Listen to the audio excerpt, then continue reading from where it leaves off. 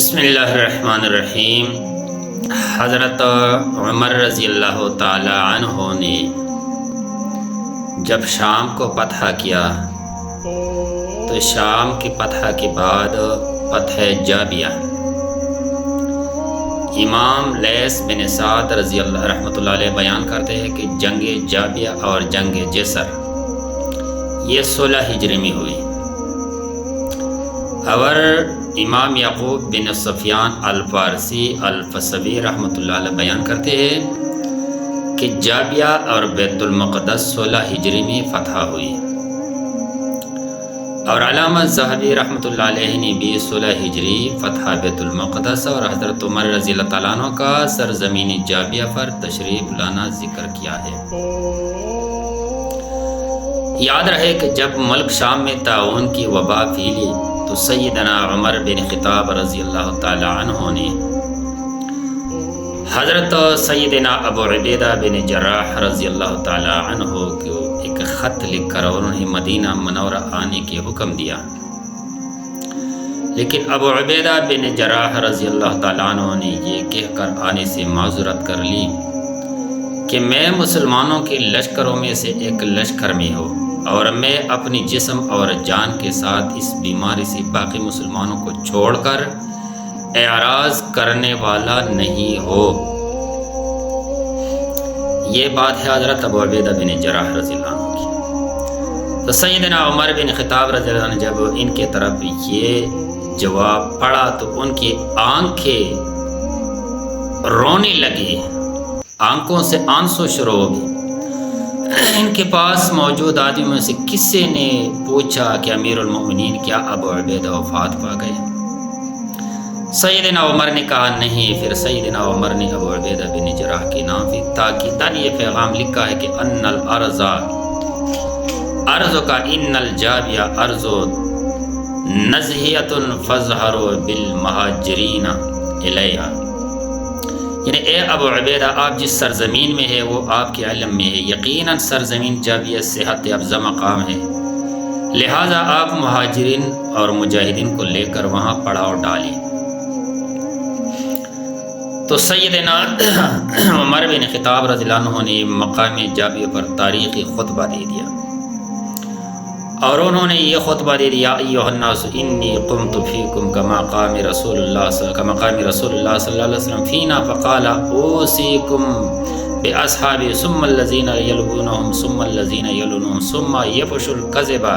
حتی یحلف الرجل ولا یستحلف ویشہد الشاہد ولا یستشہد لا یخلون رجل بامرۃ الا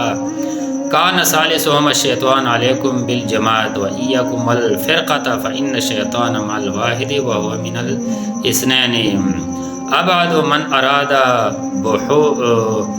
بحبحۃ الجنۃ فلیلزم الجماعۃ من سرۃ حسنۃ وساءت سیئۃ فذلک المؤمن۔ یہ ترمذی کی حدیث ہے، اور اس کا ترجمہ اسی طرح ہے کہ اے لوگو آج میں تمہارے درمیان اس حیثیت سے کھڑا ہو جس حیثیت سے رسول اللہ صلی اللہ علیہ وسلم ہمارے درمیان میں کھڑے تھے، یعنی رسول اللہ صلی اللہ علیہ وسلم ہماری لیڈر تھے،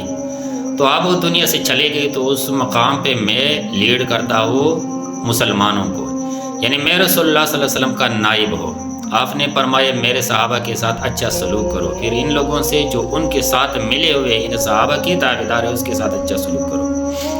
پھر ان لوگوں سے جو ان کے ساتھ ملے یعنی تابعین کے، کیونکہ ان سب کا زمانہ خیر کا زمانہ ہے، پھر جھوٹ عام ہو جائے گا، یہاں تک کہ کوئی شخص بغیر قسم مانگے قسم کھائے گا، اور آدمی بغیر گواہی طلب کی ہی گواہی دے گا۔ کوئی بھی آدمی کسی غیر محرم عورت کے ساتھ تنہائی میں علیحدہ نہ ہو، کیونکہ ان دونوں کے ساتھ تیسرا شیطان ہوتا ہے۔ تم جماعت کو لازم پکڑو اور تفرقہ فرقہ بازی سے بچو، یقین شیطان اکیلے آدمی کے ساتھ ہوتا ہے، اکیلے کی نسبت وہ دو سے زیادہ دور رہتا ہے، لہذا جو شخص جنت کے درمیان میں محل کا خواہش مند ہو وہ جماعت کو لازم پکڑے۔ یاد رکھو یعنی جس آدمی کو اس کی نیکی خوش کرے اور اس کی برائی اس سے بری لگے وہ مومن ہے۔ تو سیدنا جابر بن سمرہ رضی اللہ تعالی عنہ بیان کرتے ہیں کہ مقام جابر میں سیدنا عمر رضی اللہ عنہ نے ہمیں یہ خطبہ سنا دیا، اور سیدنا سفیان بن وہب خولانی رضی اللہ تعالیٰ بیان کر سیدنا عمر نے جابیہ میں جب خطبہ دیا تو میں بھی وہاں موجود تھا۔ حمد و ثنا کے بعد سید عمر نے فرمایا کہ یہ مال فے ہے اور اللہ تعالیٰ نے تمہیں عطا کیا ہے، بلحاظ حصہ اس میں اعلیٰ اور ادنا برابر ہے، ان میں سے کوئی ایک دوسرے کی نسبت اس کا زیادہ حقدار نہیں ہے، حقدار نہیں، سوائے ان دو قبیلوں کے یعنی لخم اور جذام کی، ان دونوں کے لیے میں کچھ بھی تقسیم نہیں کروں گا۔ تو قبیلہ لخم اور ایک شخص نے کھڑے ہو کر اعتراض کرتے ہوئے کہا کہ اے ابن خطاب، میں تمہیں اللہ کی قسم دیتا ہوں کہ عدل انصاف سے کام لو۔ تو سیدنا عمر نے کہا خطاب کا بیٹا صرف عدل اور انصاف اور مساوات ہی چاہتا ہے، اللہ کی قسم میں جانتا ہوں کہ اگر صنعاء کی طرف بھی ہجرت کرنا ہوتی تو یہ جگہ دوسرے لوگوں کی نسبت لخم اور جذام قبیلوں کے قریب ہے، تو بھی لخم اور جذام قبیلوں کے لوگوں میں سے تھوڑے ہی لوگ ہجرت کرتے، سو جن لوگوں نے سفر کی صحبت اور تکلیفی برداشت کی اور ضروریات کو قربان کر کے یہاں لڑنے آئے ہیں، میں انہیں لوگوں کے برابر کیسے قرار دے سکتا ہوں جو اپنی ہی علاقوں میں لڑتے رہتے ہیں۔